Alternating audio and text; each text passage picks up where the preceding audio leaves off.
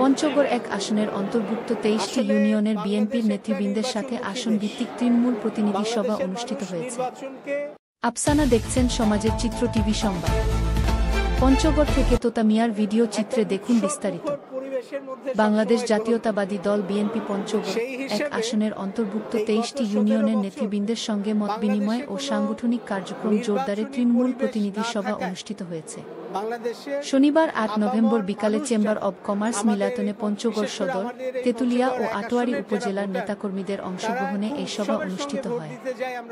সভায় প্রধান অতিথি হিসেবে উপস্থিত ছিলেন বিএনপি পঞ্চগড় এক আসনের বিএনপি মনোনীত সংসদ সদস্য প্রার্থী ব্যারিস্টার মোহাম্মদ নওশাদ জমির। তিনি বলেন, বর্তমান গণতন্ত্রহীন পরিস্থিতি থেকে দেশকে রক্ষা করতে হলে সংগঠনের প্রতিটি স্তরে ঐক্যবদ্ধভাবে কাজ করতে হবে। জনগণের অধিকার ফিরিয়ে আনতে বিএনপির প্রতিটি কর্মী এখন আন্দোলনের সৈনিক। সভায় প্রধান বক্তার বক্তব্যে লেখক, গবেষক ও রাজনীতিবিদ ব্যারিস্টার মোহাম্মদ নওফল জমি তৃণমূল নেতাকর্মীদের উদ্দেশ্যে বলেন, দলের শক্তি হচ্ছে তৃণমূল। তৃণমূলের নেতৃত্বের উপর ভর করেই আগামী দিনের আন্দোলন সংগ্রাম সফল হবে।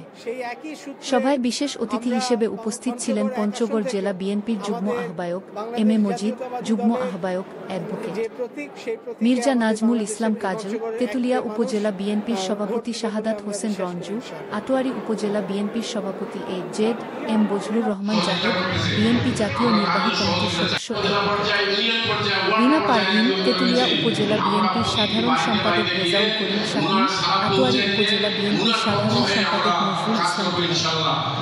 সভায় দেশের চলমান রাজনৈতিক পরিস্থিতি ও আসন্ন জাতীয় নির্বাচনে দলের অবস্থান নিয়ে বিভিন্ন দিক-নির্দেশনা প্রদান করা হয়। সভায় সভাপতিত্ব করেন পঞ্চগড় সদর উপজেলা বিএনপির সভাপতি আবু দাউদ এবং সভাটি সঞ্চালনা করেন সদর উপজেলা বিএনপির সাধারণ সম্পাদক মাহফুজুর রহমান। সমাজের চিত্র টিভি সংবাদের সাথে থাকার জন্য ধন্যবাদ।